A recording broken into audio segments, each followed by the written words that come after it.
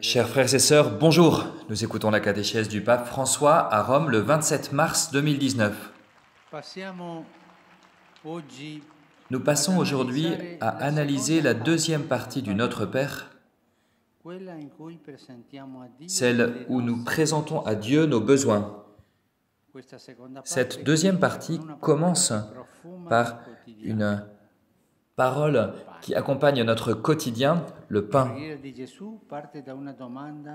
Jésus part d'une demande pressante qui ressemble à la supplication d'un mendiant. « Donne-nous le pain quotidien ».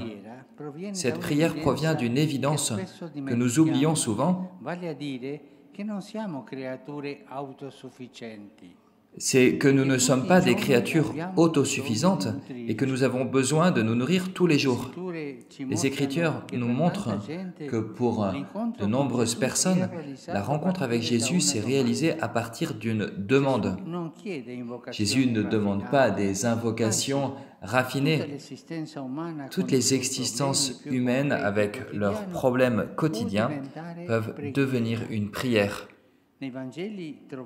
Dans les évangiles, nous trouvons une multitude de mendiants qui demandent la libération, le salut, le pain, la guérison, la purification, la vue. Certains demandent aussi qu'une personne chère puisse revivre. Et Jésus n'est jamais indifférent à ces demandes, à ces douleurs. Alors, Jésus nous apprend à demander au Père le pain quotidien.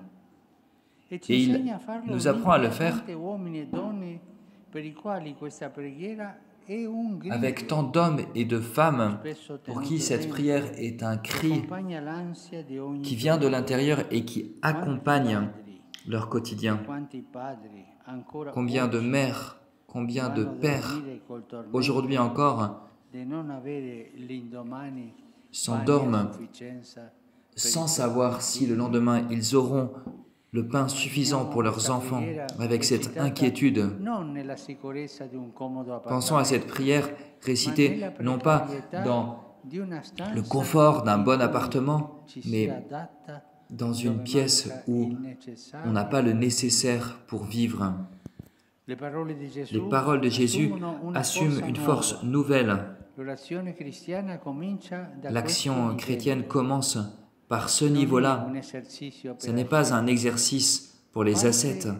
Elle part de la réalité, du cœur et de la chair, de personnes qui vivent dans le besoin, de personnes qui partagent ceux qui n'ont pas ce qui leur est nécessaire pour vivre. Même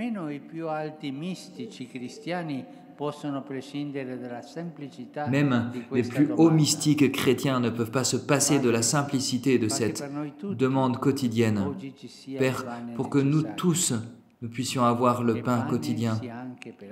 Le pain, c'est-à-dire aussi l'eau, les médicaments, une maison, du travail, tout ce qui est nécessaire pour vivre. Et le pain que le chrétien demande dans la prière, ce n'est pas mon pain. Écoutez bien, il ne s'agit pas de mon pain, c'est notre pain. Voilà ce que veut Jésus. Il nous apprend à le demander non pas pour nous-mêmes uniquement, mais pour toute la fraternité du monde. Si l'on ne prie pas pour le monde, le Notre Père n'est plus une prière chrétienne.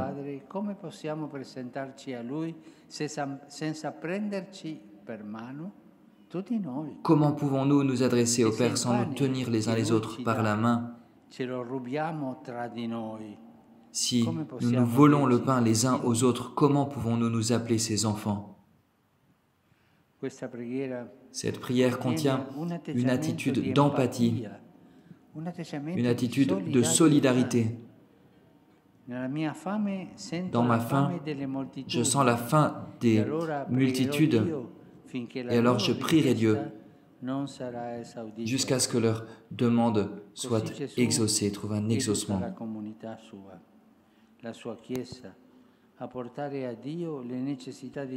Ainsi, Jésus éduque sa communauté, il éduque son Église à présenter à Dieu les besoins de tous Père, nous sommes tous tes enfants. Prends pitié de nous. Alors aujourd'hui, il sera bon que nous puissions nous arrêter un peu et penser aux enfants affamés.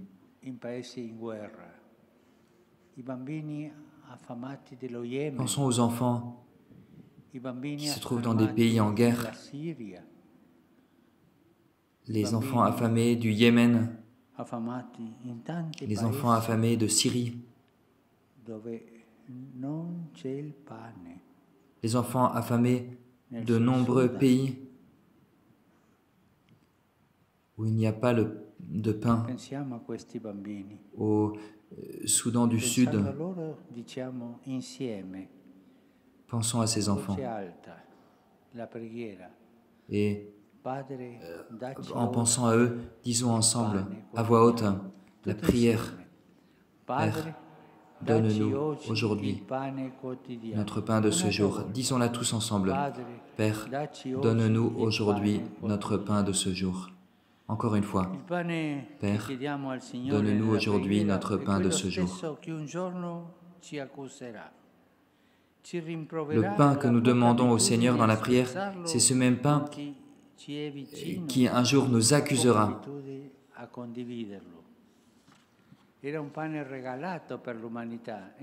Qui nous montrera combien peu nous avons l'habitude de le partager. Un pain qui est donné pour l'humanité, mais qui n'a été mangé que par quelques-uns. L'amour ne peut pas le supporter. Notre amour ne peut pas le supporter. Et l'amour de Dieu non plus ne peut pas le supporter. Ne peut pas supporter cet égoïsme de ne pas partager le pain. Il y avait un jour une grande foule devant Jésus et des gens qui avaient faim. Jésus a demandé si quelqu'un avait quelque chose et il n'y eut qu'un enfant pour partager ses provisions, 5 pains et 2 poissons. Et Jésus multiplia ce geste généreux. Cet enfant avait compris la leçon du Notre Père. Il avait compris que la nourriture n'est pas une propriété privée. Comprenons-le bien, la nourriture n'est pas une propriété privée, mais une providence à partager. Le vrai miracle accompli par Jésus ce jour-là n'est pas tant la multiplication, même si c'est un vrai miracle, mais le partage. Donnez-moi ce que vous avez et moi je ferai le miracle. Et lui, en multipliant ce pain offert, il a anticipé l'offrande de lui-même dans le pain eucharistique.